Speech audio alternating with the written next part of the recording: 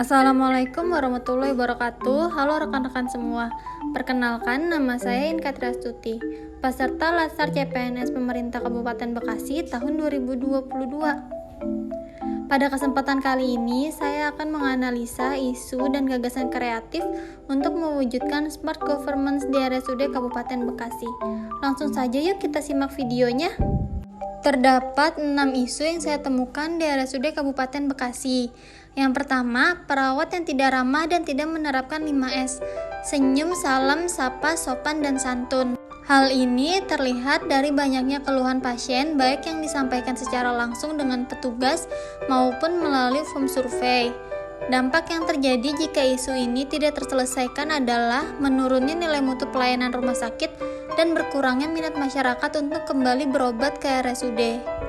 Pihak yang terdampak dari isu ini adalah pasien, dan jika terjadi secara terus-menerus, pihak rumah sakit ikut terdampak dengan menurunnya pendapatan rumah sakit. Yang kedua, dokumentasi keperawatan yang kurang lengkap.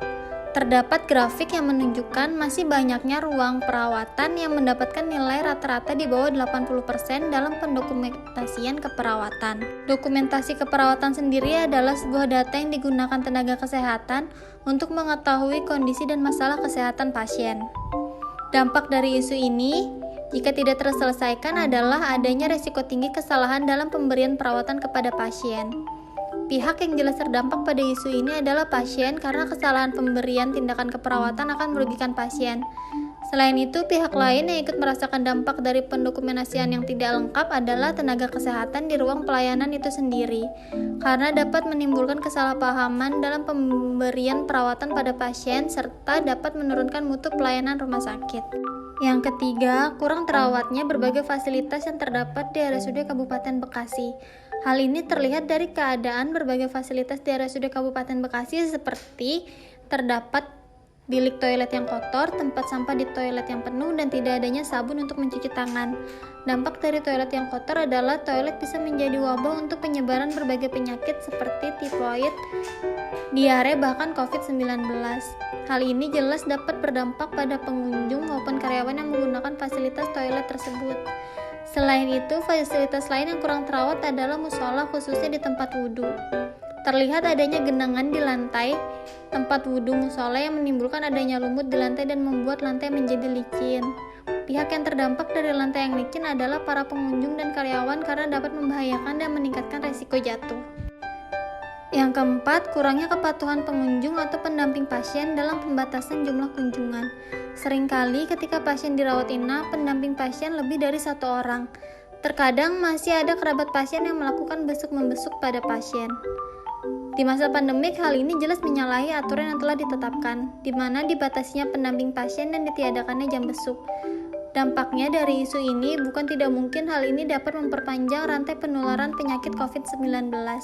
Pengunjung yang tidak melalui screening yang ketat dapat membawa virus COVID-19 ke lingkungan RSUD Kabupaten Bekasi, sehingga pihak yang terdampak adalah pasien dan tenaga kesehatan di ruangan pelayanan. Yang kelima, minimnya kesadaran mencuci tangan pada petugas kesehatan. Petugas kesehatan mempunyai peran besar dalam rantai transmisi infeksi, akan tetapi kepatuhan hand hygiene sering sekali kurang optimal. Petugas kesehatan seringkali mencuci tangan hanya sebelum dan sesudah menangani pasien saja. Masih rendahnya tingkat kepatuhan cuci tangan di kalangan petugas kesehatan dapat berdampak pada tingginya penyebaran HIV. Pihak yang terdampak dari penyebaran HIV tersebut adalah para tenaga kesehatan dan pasien karena menyebabkan munculnya penyakit baru yang dapat membahayakan status kesehatan mereka. Yang keenam, belum optimalnya pemberian lembar survei kepuasan pasien dan keluarga. Lembar kepuasan pasien merupakan suatu upaya meningkatkan kualitas pelayanan. Jika pelaksanaan survei ini tidak dilakukan dengan maksimal, maka akan berdampak pada mutu pelayanan dari pasien itu sendiri. Selanjutnya, untuk menentukan tepisan isu, saya menggunakan teknik USG yang merupakan singkatan dari urgency, seriousness, dan grow. USG adalah salah satu alat untuk menyusun urutan prioritas isu yang harus diselesaikan. Caranya dengan menentukan tingkat urgensi, keseriusan, dan perkembangan isu dengan menentukan skala nilai 1-5. Isu yang memiliki skor tertinggi merupakan isu prioritas. Dari teknik USG ini saya mendapatkan isu prioritas adalah dokumen keperawatan yang kurang lengkap. Selanjutnya, untuk menganalisis inti isu yang saya temukan, saya menggunakan metode analisis fishbone untuk mencari akar permasalahan dari isu inti tersebut. Terdapat 4 penyebab yang saya temukan. Yang pertama dari segi measurement, yaitu kurangnya pengawasan pendokumentasian keperawatan dari pihak atasan. Perawat akan lebih memperhatikan dokumentasi keperawatan ketika adanya sidak dari MOD. Yang kedua dari segi manpower, yaitu adanya kompetensi perawat di ruangan yang berbeda-beda, sehingga pemahaman tentang pendokumentasian berbeda-beda.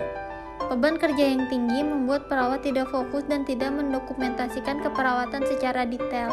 Ketiga dari segi environment adalah kebiasaan yang sudah membudaya di lingkungan, sehingga perawat menganggap hal itu benar karena dilakukan secara terus-menerus. Keempat adalah dari segi metode. SOP sebagai pedoman dalam melakukan pendokumentasian tidak dilakukan dengan baik. Tidak adanya punishment yang tegas membuat perawat tidak memperbaiki kesalahan dalam pendokumentasian. Setelah menemukan penyebab masalah isu inti, saya mendapatkan beberapa gagasan kreatif yang dapat diusulkan untuk dilakukan nantinya.